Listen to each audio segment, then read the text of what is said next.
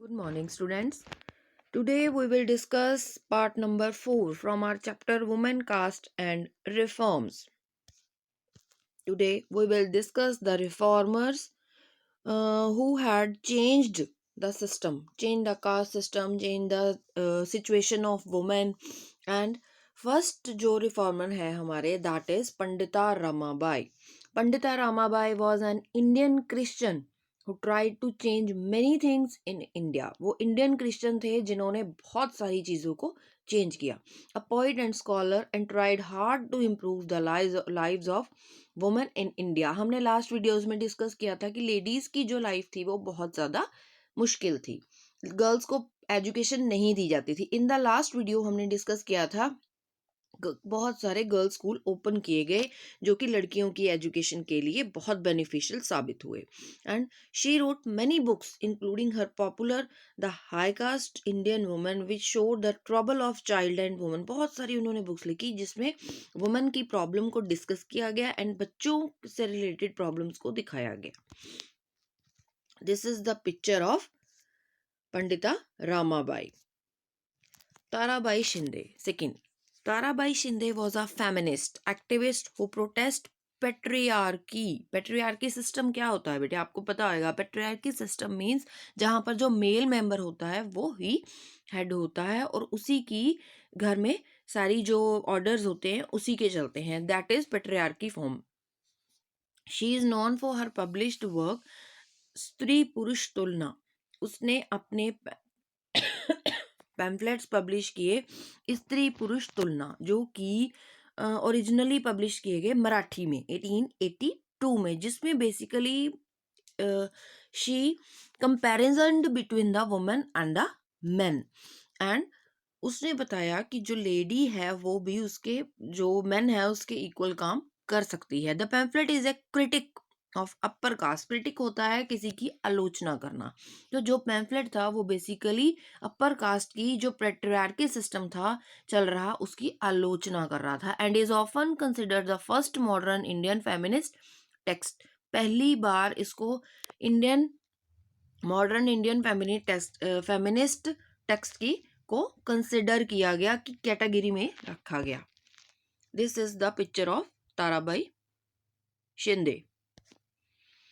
Begum Rokeya Shekhawat Hussain. Begum Rokeya Shekhawat Hussain was a feminist writer and social worker in undivided Bengal during the early 20th century. तो ये बंगाल से related थी and इन्होंने भी women के लिए बहुत काम किया एंड जेंडर इक्वालिटी पे बेस्ड इन्होंने अपनी आइडियोलॉजी रखी. She is most famous for her efforts on behalf of gender equality and other social issues. She established the first school aimed primarily at Muslim girls, which still exists today. उन्होंने बहुत सारे मुस्लिम girls के लिए school खोले जो कि आज भी चल रहे हैं. This is the picture of Begum Rokeya Shekhawat Hussain. Next, our topic is caste and social reforms. Apart from the demanding equal rights for women and social reformers also fought against the caste system that was prevalent in India during the early 20th century. ये जो women की problem हमने discuss की इसके साथ साथ gender inequality के साथ साथ बहुत सारी सोसाइटी प्रॉब्लम्स थी जो कि उस टाइम पे चल रही थी. उनमें से एक प्रॉब्लम थी caste system.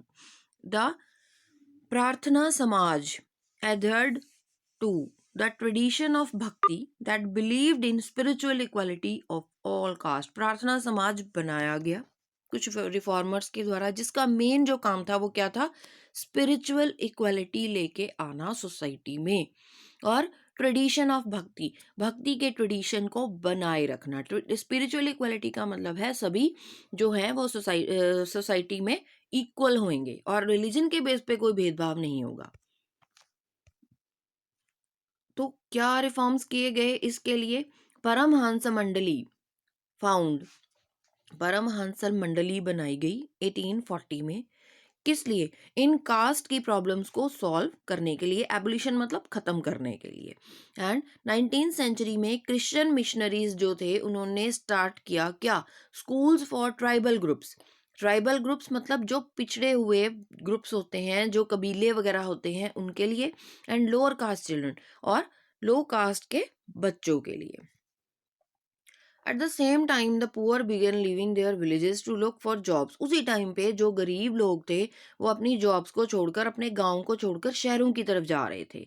And there were was work in the factories that were coming up and the jobs in municipalities. बहुत सारी फैक्ट्रीज में उन लोगों को काम मिल सकता था या फिर म्यूनसिपैलिटीज के ऑफिस में जॉब मिल सकती थी। Demands for equality and justice. अब लोगों को समझ आ गई, लोगों ने भी डिमांड करनी शुरू कर दी सोशल जस्टिस के लिए। Second half of the 19th century people from within the non Brahmin caste begin organizing movement. अब जो लोग ब्राह्मण, आपको पता है कास्ट सिस्टम में हाईएस्ट जो कास्ट थी, जो सबसे ऊपर थी, वो थी Brahmin caste. And Brahmin caste के अगेंस्ट जो उनको बिलोंग नहीं करते थे, उन्होंने मूवमेंट्स ऑर्गेनाइज करनी शुरू कर दी। किस लिए? कास्ट डिस्क्रिमिनेशन के विरोध में, और सोशल इक्वलिटी एंड जस्टिस की डिमांड करने लगे। सोशल इक्वलिटी मतलब बराबर का समाज होना चाहिए, एंड जस्टिस मतलब सभी को न्याय मिलना चाहिए। दोनों की डिमांड करनी शुरू कर दी उन्होंने। The Satnami movement in central India was found by Ghasidas. अब एक मूवमेंट थी जो घासीदास जी ने स्टार्ट करी इसी बेस पे, सोशल इक्वालिटी के लिए। This is the picture of Ghasidas. Demand for social equality. Ghasidas who worked among the leather workers, वो लेदर वर्कर्स के बीच में काम करते थे, और he organised a movement to improve their social status. उन्होंने एक मूवमेंट बनाई जो कि उनके सोशल स्टेटस को इम्प्रूव कर सके। Haridas Thakur worked among the low caste cultivators in Bengal. Haridas Thakur भी इन्हीं के साथ थे, और उन्होंने कल्टीवेटर्स के बीच में जाके काम किया, जो कि बेसिकली लो कास्ट को बिलोंग करते थे। He questioned the brahmanical text that supported the caste system. उन्होंने क्वेश्चन किया ब्राह्मण समाज से कि ये कास्ट सिस्टम क्यों है, किस लिए बनाया गया है।